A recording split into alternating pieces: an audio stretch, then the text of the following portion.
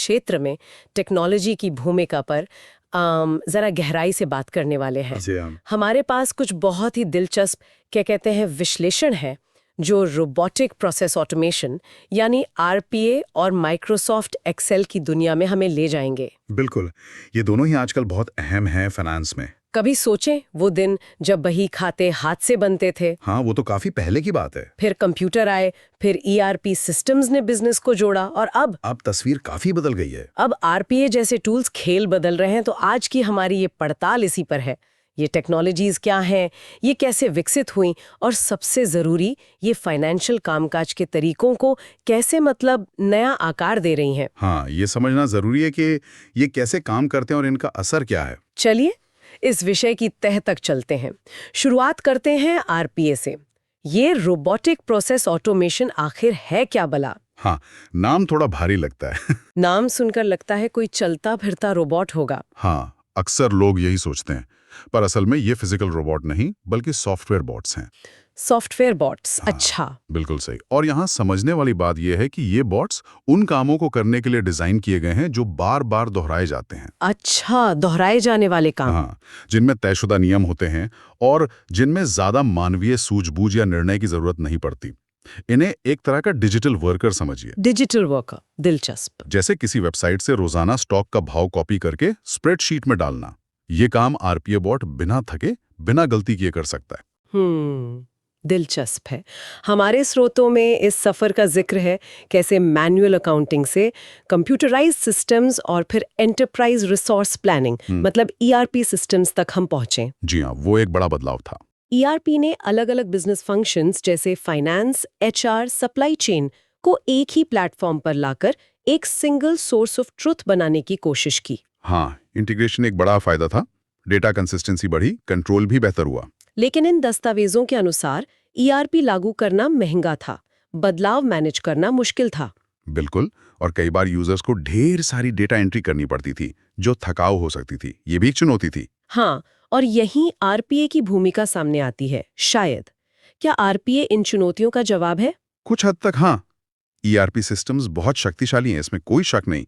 लेकिन उनमें भी कई ऐसे काम होते हैं जैसे एक सिस्टम से डेटा निकाल कर दूसरे में डालना, इनवॉइस डिटेल्स एंटर करना या स्टैंडर्ड रिपोर्ट्स बनाना जो नियम आधारित और दोहराव वाले होते हैं। आरपीए इन कामों को ऑटोमेट करके ईआरपी की कमियों को कुछ हद तक दूर कर सकता है। तो ये डिजिटल वर्कर असल में करता क्या क्या है? सिर्फ डेटा एंट्री? नहीं, उससे कहीं ज्यादा।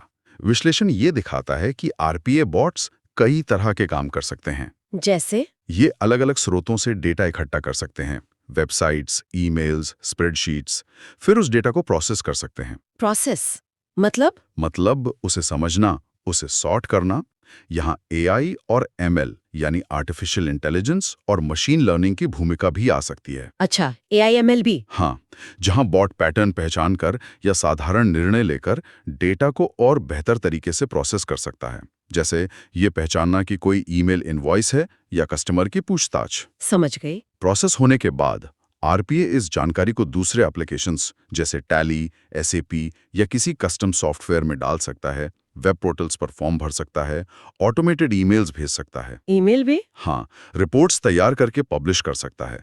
यहाँ तक कि बेसिक ग्राहक सवालों के जवाब देने वाले चैटबॉट की तरह भी काम कर सकता है। अरे वाह! सोचिए, बैंक रिकंसाइलेशन जैसा काम जिसमें पहले घंटों लगते थे। हाँ, बहुत समय लगता था उसमें। आरपीए उसे मिनटों में कर सकता है। ये तो वाकई काम बदल देने वाली बात लगती है, खासकर उन कामों के लिए जिनमें बहुत ज्यादा समय लगता था और गलतियों की गुंजाइश रहती थी। बिल्कुल। पर चलिए अब उस टूल की बात करते हैं जो शायद फाइनेंस की दुनिया में सबसे ज्यादा इस्तेमाल होता है, माइक्रोसॉफ्ट एक्सेल। हाँ, एक्सेल तो है ही। नई टेक्नोलॉजीज के आने के बावजूद ऐसा लगता है एक्सेल की बदशात कायम है। बिल्कुल।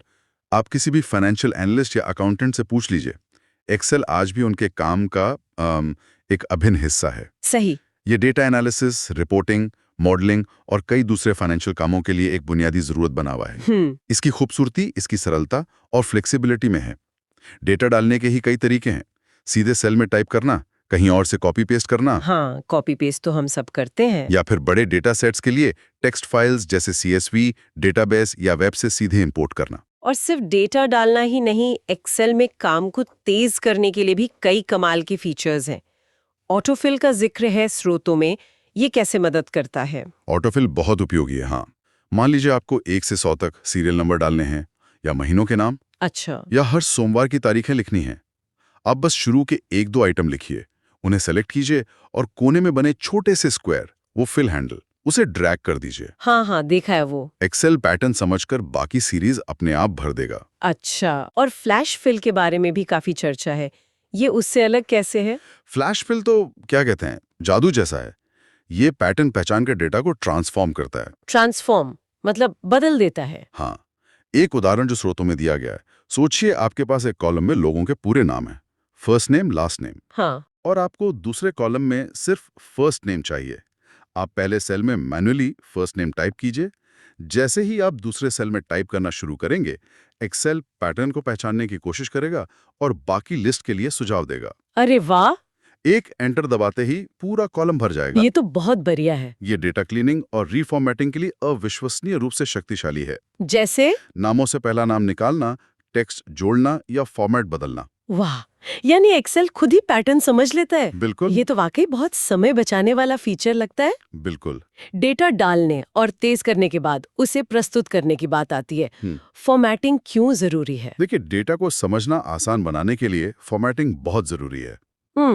सोचिए, एक बड़ी सी स्प्रेडशीट बिना किसी फॉर्मेटिंग के सब कुछ एक जैसा दिखेगा, कंफ्यूजिंग हो सकता है। सही बात है। सही फॉर्मेटिंग, जैसे सही फॉन्ट, साइज, नंबर फॉर्मेट्स, जैसे रुपए का चिन्ह लगाना या प्रतिशत दिखाना। हाँ बिल्कुल, रुपए का चिन्ह लगाना, दशमलव के स्थान तय करना, प्रतिशत दिखाना, टेक्स्ट को सेल में सही जगह अलाइन करना, बाएं, बीच में, दाएं, और रंगों का इस्तेमाल करके महत्वपूर्ण हिस्सों को हाईलाइट करना। अच्छा। ये सब मिलकर डेटा को पढ़ने और समझने लायक बनाते हैं। और कंडीशनल फॉर्मेटिंग, वो क्या है? स्रोतों में इसका भी जिक्र है। कंडीशनल फॉर्मेटिंग एक कदम आगे है। ये आपको नियम बनाने की सुविधा देता है, जिसके आधार पर सेल्स की फॉर्मेटिंग अपने आप बदल जाती है। अपने आप? कैसे? जैसे आप एक नियम बना सकते हैं कि अगर सेल की वैल्यू 1000 से ज्यादा है तो उसे हरे रंग से भर दो। अच्छा। या अगर टेक्स्ट में एरर शब्द आता है तो फॉन्ट को लाल और बोल्ड कर दो। इससे आप बड़े डेटा सेट में महत्वपूर्ण जानकारी, ट्रेंड्स या समस्याओं को तुरंत देख सकते हैं। मतलब एक नजर में? हाँ बिल्कुल। सेल्स के आंकड़ों में कौन से सेल्स टारगेट से ऊपर हैं या इन्वेंट्री में कौन से आइटम कम हो रहे हैं, ये सब एक नजर में पता चल जाता है। ये तो विजुअल एनालिसिस को बहुत आसान बना देता होगा। स्रोतों में एक्सेल टेबल्स पर भी काफी जोर दिया गया है। ये सामान्य रेंज ऑफ सेल से कैसे अलग हैं और चार्टर्ड अकाउंटेंट्स जैसे प्रोफेशनल्स के लिए क्यों फायदेमंद है? एक्सेल टेबल्स डेटा को मैनेज करने का एक बहुत ही व्यवस्थित तरीका है। जब आप डेटा की रेंज को टेबल में बदलते हैं, इंसर्ट मेनू में जाकर टेबल, हाँ, तो एक्सेल उसे एक सिंगल यूनिट की तरह ट्रीट करता है। इसके कई फायदे हैं। जैसे? पहला, फिल्टरिंग और सॉर्टिंग। हेडर रो में अपने आप फिल्टर बटन्स आ जाते हैं, जिससे डेटा को फिल्टर और सॉर्ट करना बहुत आसान हो जाता है। अच्छा, वो ड्रॉप डाउन वाले बटन्स? हाँ वही। दूसरा, स्ट्रक्चर्ड रेफरेंसिंग। फॉर्मूला में सेल एड्रेस की जगह टेबल और कॉलम के नाम इस्तेमाल कर सकते हैं। जैसे टेबल नेम, कॉलम नेम। बिल्कुल, इससे फॉर्मूला को पढ़ना और समझना आसान हो जाता है। हाँ, ये तो बेहतर लगता है। तीसरा, ऑटो एक्सपेंशन। जब आप टेबल के नीचे नई रो या दाईं तरफ नया कॉलम जोड़ते हैं तो टेबल अपने आप एक्सपैंड हो जाता है, फॉर्मेटिंग और फॉर्मूला भी कॉपी हो जाते हैं। ये बढ़िया है। और चौथा, टोटल रो। आप एक क्लिक से टेबल के नीचे एक टोटल रो जोड़ सकते हैं, जिसमें हर कॉलम के लिए आप आसानी से सम, एवरेज, काउंट जैसे फंक्शंस चुन सकते हैं। अच्छा, तो ये सब बिल्ट इन है। जी हाँ, चार्टर्ड अकाउंटेंट्स या फाइनेंस प्रोफेशनल्स जो बड़े डेटा सेट जैसे लेजर डिटेल्स, सेल्स डेटा या एक्सपेंस रिपोर्ट्स के साथ काम करते हैं, उनके लिए टेबल्स डेटा को ऑर्गेनाइज्ड, मैनेजेबल और एनालाइज करने में बहुत मददगार होते हैं। ठीक है, तो डेटा एंट्री, एफिशिएंसी और प्रेजेंटेशन की बात हो गई, लेकिन एक्सेल की असली ताकत तो शायद कैलकुलेशन और एनालिसिस में है। बिल्कुल। स्रोत बताते हैं कि ये साधारण जोड़ घटाव से कहीं आगे है। निश्चित रूप से। एक्सेल की फंक्शन लाइब्रेरी बहुत विशाल है। बेसिक गणितीय operators, plus, minus, multiplication, division तो हैं ही, लेकिन असली शक्ति इसके बिल्ट इन फंक्शंस में है। स्रोतों में कुछ प्रमुख श्रेणियों का उल्लेख है, जैसे मैथ्स एंड स्टैट्स। हाँ, सम, एवरेज, मिन, मैक्स, ये तो रोज इस्तेमाल होते हैं। बिल्कुल। जोड़ने के लिए सम, औसत के लिए एवरेज, सबसे छोटे वैल्यू के लिए मिन, सबसे बड़ी के लिए मैक्स, संख्या गिनने के लिए काउंट। और लॉजिकल फंक्शंस, इफ का नाम सुना है। हाँ, लॉजिकल में इफ फंक्शन सबसे महत्वपूर्ण है। ये एक शर्त, एक कंडीशन की जांच करता है और उसके आधार पर नतीजा देता है, ट्रू या फॉल्स। अच्छा। जैसे equals to if sales target achieved, not achieved, ये बताएगा कि टारगेट पूरा हुआ या नहीं। आप एंड और नॉट जैसे फंक्शंस के साथ मिलकर जटिल लॉजिक भी बना सकते हैं। जैसे अगर सेल्स टारगेट से ज्यादा है और प्रॉफिट मार्जिन 10% से ज्यादा है तो बोनस दो। अच्छा, तो ये निर्णय लेने में मदद करता है। और लुकअप एंड रेफरेंस फंक्शंस, इनका क्या काम है? वी लुकअप का नाम तो बहुत सुना है। हाँ, वी लुकअप यानी वर्टिकल लुकअप और एच लुकअप यानी हॉरिजॉन्टल लुकअप बहुत लोकप्रिय हैं। ये करते क्या है? ये एक टेबल या रेंज में एक वैल्यू ढूंढते हैं और उसी रो या कॉलम वी लुकअप या एच लुकअप में किसी दूसरी स्पेसिफिक जगह से संबंधित वैल्यू निकाल कर देते हैं। कोई उदाहरण? सोचिए आपके पास एक प्रोडक्ट लिस्ट है जिसमें प्रोडक्ट कोड और उसकी कीमत है। दूसरे शीट में आपके पास सेल्स डेटा है जिसमें सिर्फ प्रोडक्ट कोड है। वी लुकअप का इस्तेमाल करके आप सेल्स डेटा वाली शीट में हर प्रोडक्ट कोड के सामने उसकी कीमत अपने आप ला सकते हैं। अच्छा, मतलब दो अलग-अलग डेटा को मिला सकते हैं। हाँ, बिल्कुल। वैसे इंडेक्स और मैच फंक्शंस का कॉम्बिनेशन इससे भी ज्यादा फ्लेक्सिबल और शक्तिशाली माना जाता है, क्यों? क्योंकि ये लेफ्ट लुकअप भी कर सकता है। मतलब दाईं तरफ की वैल्यू के आधार पर बाईं तरफ की वैल्यू ढूंढ सकता है और ये वी लुकअप से कम रिसोर्स लेता है। ये बड़े डेटा सेट्स में से जानकारी को जोड़ने और मिलाने के लिए बेहद जरूरी है। समझ गई। और ये कंडीशनल एग्रीगेशन क्या चीज है? सम इफ, काउंट इफ्स, ये कैसे काम करते हैं? ये फंक्शंस आपको किसी शर्त या शर्तों के आधार पर डेटा को जोड़ने, सम या गिनने काउंट की सुविधा देते हैं। अच्छा, शर्त के आधार पर जोड़ना या गिनना। हाँ, सम इफ और काउंट इफ एक शर्त के आधार पर काम करते हैं, जैसे sum if region column north sales column. ये सिर्फ नॉर्थ रीजन की सेल्स जोड़ेगा। बिल्कुल। या count if status column pending, ये गिनेगा कि कितने आइटम्स का स्टेटस पेंडिंग है। और सम इफ्स और काउंट इफ्स एक से ज्यादा शर्तों के आधार पर काम करते हैं। एक से ज्यादा? हाँ, जैसे sum ifs sales column region column north product column विजेट ए, ये सिर्फ नॉर्थ रीजन में विजेट ए प्रोडक्ट की सेल्स को जोड़ेगा। अच्छा। ये फाइनेंशियल एनालिसिस में बहुत काम आते हैं, जैसे किसी खास महीने में किसी खास सेल्स पर्सन द्वारा किसी खास प्रोडक्ट की कुल बिक्री निकालना। ये फंक्शंस तो वाकई एनालिसिस को बहुत गहराई दे सकते हैं। और अब बात करते हैं पिवट टेबल्स की। इन्हें अक्सर एक्सेल का सबसे शक्तिशाली फीचर कहा जाता है। क्यों? ऐसा क्या खास है इनमें? पिवट टेबल्स इसलिए शक्तिशाली हैं क्योंकि ये आपको बड़े डेटा सेट को बहुत तेजी से और लचीले ढंग से समराइज करने, समराइज, विश्लेषण करने, एनालाइज करने और एक्सप्लोर करने की सुविधा देते हैं, वो भी बिना कोई फॉर्मूला लिखे। बिना फॉर्मूला लिखे? ये कैसे? आप बस अपने रॉ डेटा, जो अक्सर एक एक्सेल टेबल होता है, उसे सिलेक्ट करते हैं और पिवट टेबल बनाते हैं। फिर एक पैनल खुलता है जिसमें फील्ड्स होते हैं, मतलब आपके कॉलम हेडर्स। हाँ। आप उन फील्ड्स को ड्रैग करके 4 एरिया में ड्रॉप करते हैं, रोज, कॉलम्स, वैल्यूज, जहां कैलकुलेशंस होती हैं जैसे सम, काउंट, एवरेज, और फिल्टर्स एरिया। अच्छा, बस ड्रैग एंड ड्रॉप? हाँ, और डेटा तुरंत आपके हिसाब से समराइज हो जाता है। मतलब आप एक ही डेटा को कई अलग-अलग एंगल से देख सकते हैं। बिल्कुल। मान लीजिए आपके पास सेल्स डेटा है जिसमें तारीख, रीजन, प्रोडक्ट, सेल्स पर्सन और सेल्स अमाउंट है। पिवट टेबल से आप सेकंडों में देख सकते हैं हर रीजन की कुल सेल्स, हर प्रोडक्ट की कुल सेल्स, हर रीजन में हर प्रोडक्ट की सेल्स, हर सेल्स पर्सन की परफॉर्मेंस, समय के साथ सेल्स का ट्रेंड, जैसे तिमाही या मासिक। अरे वाह! आप बस फील्ड्स को ड्रैग एंड ड्रॉप करके व्यू बदल सकते हैं। ये ट्रेंड्स पहचानने, आउटलायर्स ढूंढने और मैनेजमेंट के लिए क्विक रिपोर्ट्स बनाने के लिए शानदार हैं। और इनसे जुड़े पिवट चार्ट्स भी होते हैं? हाँ, पिवट चार्ट्स भी होते हैं जो पिवट टेबल के डेटा को विजुअली दिखाते हैं और टेबल बदलने पर अपने आप अपडेट हो जाते हैं। कमाल है। ये तो बड़े डेटा सेट से मतलब निकालने की प्रक्रिया को बहुत आसान बना देता है। सही कहा।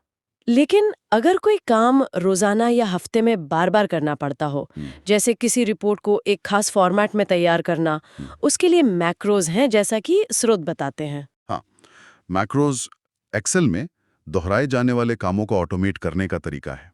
अगर आप कोई टास्क बार बार करते हैं, जैसे डेटा इंपोर्ट करना, उसे क्लीन करना, फॉर्मेट करना और फिर एक स्टैंडर्ड रिपोर्ट बनाना, ओके। तो आप उस पूरी प्रक्रिया को एक मैक्रो के रूप में रिकॉर्ड कर सकते हैं। रिकॉर्ड मतलब एक्सेल खुद रिकॉर्ड करता है? हाँ, इसे रिकॉर्डेड मैक्रो कहते हैं। आप मैक्रो रिकॉर्डिंग शुरू करते हैं, अपना काम करते हैं और फिर रिकॉर्डिंग बंद कर देते हैं। अच्छा। एक्सेल आपके कीबोर्ड और माउस के एक्शंस को वीबीए यानी visual basic for applications code में बदल देता है। अच्छा। अगली बार जब आपको वही काम करना हो तो आप बस उस मैक्रो को रन कर सकते हैं और एक्सेल वो सारे स्टेप्स अपने आप सेकंडों में कर देगा। और अगर काम ज्यादा जटिल हो तो क्या तब भी मैक्रो काम आते हैं? हाँ, तब आप सीधे वीबीए कोड लिख सकते हैं। रिकॉर्डेड मैक्रो अक्सर बेसिक कामों के लिए ठीक होते हैं, लेकिन वीबीए आपको ज्यादा कंट्रोल और फ्लेक्सिबिलिटी देता है। वीबीए कोड लिखना पड़ता है? हाँ, आप लूप्स बना सकते हैं, कंडीशनल लॉजिक लिख सकते हैं, यूजर फॉर्म्स बना सकते हैं और एक्सेल को दूसरे एप्लीकेशंस के साथ इंटरैक्ट भी करा सकते हैं। अच्छा। फाइनेंशियल मॉडलिंग, जटिल रिपोर्ट ऑटोमेशन या कस्टम टूल बनाने के लिए वीबीए मैक्रोज बहुत उपयोगी हो सकते हैं। इसके लिए कुछ सेटिंग बदलनी पड़ती है क्या एक्सेल में? हाँ, इसके लिए एक्सेल में डेवलपर टैब को इनेबल करना होता है, जो सामान्यतः छिपा होता है। ये फाइल ऑप्शंस कस्टमाइज रिबन में जाकर किया जा सकता है। मैक्रो से समय बचता है और मैनुअल गलतियों की संभावना कम होती है। तो हमने आरपीए की ऑटोमेशन क्षमताओं और एक्सेल के डेटा मैनेजमेंट, एनालिसिस और ऑटोमेशन फीचर्स को देखा। अब बड़ा सवाल ये है कि इन दोनों का आपस में क्या रिश्ता है? क्या आरपीए एक्सेल को खत्म कर देगा? फाइनेंस और अकाउंटिंग के भविष्य के लिए इसका क्या मतलब है? देखिए, उपलब्ध जानकारी ये इशारा नहीं करती कि आरपीए एक्सेल की जगह ले रहा है। बिल्कुल नहीं। अच्छा। बल्कि ये दोनों अक्सर एक टीम की तरह काम करते हैं, एक दूसरे के पूरक हैं। टीम की तरह? कैसे? सोचिए, एक ऐसी प्रक्रिया जहां आरपीए बॉट कई अलग-अलग सिस्टम से डेटा इकट्ठा करता है, उसे साफ करता है और फिर उसे एक सेंट्रलाइज्ड एक्सेल फाइल में डाल देता है। अब फाइनेंशियल एनालिस्ट उस एक्सेल फाइल पर पिवट टेबल्स, फंक्शंस और चार्ट्स का इस्तेमाल करके गहरी एनालिसिस कर सकता है। अच्छा, तो आरपीए डेटा लाने का काम करता है और एनालिस्ट एक्सेल में एनालिसिस? हाँ, ये एक उदाहरण है। या फिर एक एनालिस्ट एक्सेल में एक फोरकास्टिंग मॉडल बनाता है और आरपीए बॉट उस मॉडल के आउटपुट को लेकर ईआरपी सिस्टम में अपडेट कर देता है। अच्छा, तो ये एक दूसरे के पूरक है। बिल्कुल। आरपीए नियम आधारित, हाई वॉल्यूम, दोहराए जाने वाले कामों के लिए बेहतरीन है। वो काम जो पहले इंसान करते थे और जिनमें बोरियत और गलती की संभावना थी। वहीं एक्सेल अपनी फ्लेक्सिबिलिटी, शक्तिशाली एनालिसिस क्षमताओं और यूजर फ्रेंडली इंटरफेस के कारण डेटा की गहरी समझ, एड हॉक रिपोर्टिंग और जटिल मॉडलिंग के लिए आज भी पसंदीदा टूल है। तो मतलब दोनों साथ मिलके काम करेंगे। हाँ, अगर हम इसे बड़ी तस्वीर में देखें तो आरपीए रूटीन कामों का बोझ हल्का कर रहा है, जिससे फाइनेंस प्रोफेशनल्स एक्सेल जैसे टूल्स का इस्तेमाल करके ज्यादा value added analysis, strategic planning और इनसाइट जनरेशन पर फोकस कर सकें। समझ गए। ये फाइनेंशियल फंक्शन को ज्यादा कुशल, मतलब एफिशिएंट और प्रभावी यानी इफेक्टिव बना रहा है। तो संक्षेप में कहें तो आज की हमारी पड़ताल से ये सामने आया कि आरपीए एक डिजिटल वर्कफोर्स तैयार कर रहा है जो फाइनेंशियल प्रक्रियाओं में दोहराव वाले कामों को ऑटोमेट कर रहा है, डेटा कलेक्शन से लेकर प्रोसेसिंग और बेसिक रिपोर्टिंग तक। जी हाँ। और वहीं दूसरी तरफ माइक्रोसॉफ्ट एक्सेल अपने अनेक फीचर्स के साथ, चाहे वो ऑटोफिल और फ्लैश फिल जैसी छोटी मगर उपयोगी चीजें हों या tables, conditional formatting, V lookup, index match जैसे शक्तिशाली फंक्शंस, पिवट टेबल्स और मैक्रोज जैसी एडवांस क्षमताएं हों, फाइनेंस प्रोफेशनल्स के लिए आज भी एक अनिवार्य और बेहद शक्तिशाली हथियार बना हुआ है। बिल्कुल सही कहा। और एक महत्वपूर्ण बात जो इन स्रोतों से उभर कर आती है वो ये है कि ये टेक्नोलॉजीज इंसानी क्षमताओं को विस्थापित करने, मतलब डिस्प्लेस करने के बजाय उन्हें बढ़ाने, ऑगमेंट करने का काम कर रही हैं। अच्छा, बढ़ाने का काम। हाँ, ये हमें नीरस कामों से मुक्ति दिलाकर उन कामों पर ध्यान केंद्रित करने का मौका दे रही हैं जहां इंसानी सूझबूझ, निर्णय और रचनात्मकता की ज्यादा जरूरत है। और यहीं पर आज का हमारा विचारणीय प्रश्न भी जुड़ता है। जैसे जैसे फाइनेंस में ऑटोमेशन का दखल बढ़ रहा है, वो कौन से इंसानी कौशल हैं जो पहले से भी ज्यादा महत्वपूर्ण होते जा रहे हैं? हाँ, ये एक बहुत अहम सवाल है। शायद वो क्षमताएं जो मशीनें आसानी से नहीं कर सकती, जैसे रणनीतिक सोचना, जटिल और अनूठी समस्याओं का हल निकालना, अस्पष्ट या अपूर्ण जानकारी के आधार पर निर्णय लेना, मजबूत कम्युनिकेशन और रिश्ते बनाना। बिल्कुल। Critical thinking, problem solving. और सबसे जरूरी, शायद इन ऑटोमेटेड सिस्टम से मिलने वाले डेटा और आउटपुट की गहरी समझ रखना और उसकी सही व्याख्या करके बिजनेस के लिए सार्थक निष्कर्ष निकालना। सही, डेटा को समझना और उससे सही मतलब निकालना। इस पर सोचने के लिए काफी कुछ है। अगली बार तक सीखते रहें।